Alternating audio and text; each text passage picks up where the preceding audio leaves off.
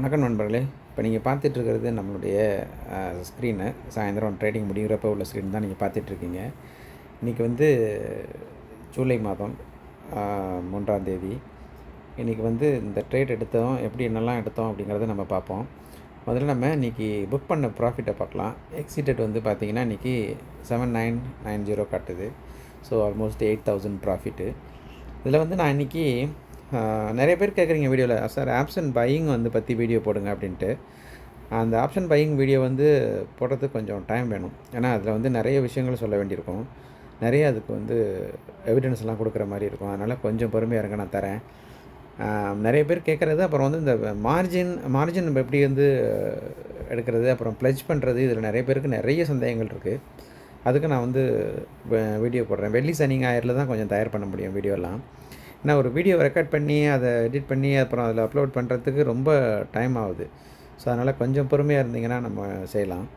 நான் இன்றைக்கி வந்து ஒரு பையிங் பண்ணினேன். அந்த பையிங்கை பற்றி நான் இப்போ நம்ம வந்து எக்ஸிட்டட் பொசிஷன் நம்ம பார்த்தாச்சு. அந்த பையிங் வந்து நான் காட்டுறேன் உங்களுக்கு. இங்கே பாருங்கள், இதில் கீழே பார்த்தீங்கன்னா நிஃப்டியில் வந்து ஜூலை 24,300 புட் ஆப்ஷன் எடுத்தேன். இந்த புட் ஆப்ஷன் வந்து ஏன் எடுத்தோம் அப்படிங்கிறத நம்ம பார்ப்போம். இப்போ என்னென்னா, இந்த புட் ஆப்ஷன் அந்த சார்ட்லேயே போய் பார்க்கலாம். இது வந்து நான் இப்போ வச்சுருக்கிறது பார்த்திங்கன்னா 1 மினிட் சார்ட்டு. இந்த 1 மினிட் சார்ட்டில் இப்படி பார்த்தீங்கன்னா, இங்கே வந்து இங்கே தான் நான் வந்து ட்ரேட் எடுத்தேன். நான் 98க்கு எடுத்தேன். 98க்கு எடுத்துகிட்டு இங்கே வந்து 108 வந்து நம்ம வந்து ஆல்மோஸ்ட் 108 அந்த ரேஞ்சில் வந்து நம்ம க்ளோஸ் பண்ணியாச்சு. ஆக்சுவலாக இந்த செட்டப் தான் என்னுடைய செட்டப். இது இருந்தால் தான் நான் ட்ரேட் பண்ணுவேன், இல்லைனா நான் ட்ரேட் பண்ண மாட்டேன். ஸோ அதனால் நான் வந்து எப்போ நான் பார்க்குறேனோ அப்போ இந்த மாதிரி ஒரு அமைப்பு கண்ணுக்கு தெரிஞ்சால் தான் நான் வந்து இதை பார்ப்பேன். உதாரணத்துக்கு இப்படி இருந்துச்சுன்னா, நான் இப்போ வந்து இந்த இடத்துல ட்ரேட் பண்ணுறதுக்கு முயற்சி பண்ணுவேன். ஆனால் நான் இங்கே வந்து பார்க்கல. 95க்கு நான் ட்ரேட் எடுத்துருக்கலாம், ஆனால் நான் அதை பார்க்கல. நான் எங்கே பார்த்தேன்னா இந்த இடத்துல தான் பார்த்தேன். ஸோ அதனால தான் 98 கிட்ட நான் வந்து எடுத்தேன். இந்த கோட்டுக்கிட்ட நான் எடுத்துகிட்டு அடுத்தது இந்த ஸ்கால்பிங் நான் ஒரு 3 நிமிஷத்தில் வந்து இந்த ட்ரேடை வந்து முடிச்சாச்சு. ஸோ அதில் நமக்கு வந்து 4000 வந்து ப்ராஃபிட்டு. ஸோ அதனால் இந்த மாதிரி செட்டப் எப்படி செய்கிறது, இது வந்து நம்ம எவ்வளவு பொறுமையாக இருக்குது. இது வந்து பை செட்டப்பு. இதுலேயே இன்றைக்கி பார்த்தீங்கன்னா செல் செட்டப்பும் வந்திருக்கும். இந்த செல் செட்டப் வந்து இங்கெல்லாம் எந்த ட்ரேடும் பண்ணக்கூடாது. இதுக்கப்புறம் இங்கே பாருங்கள், இது வந்து செல் செட்டப். இதுதான் என்னோடது.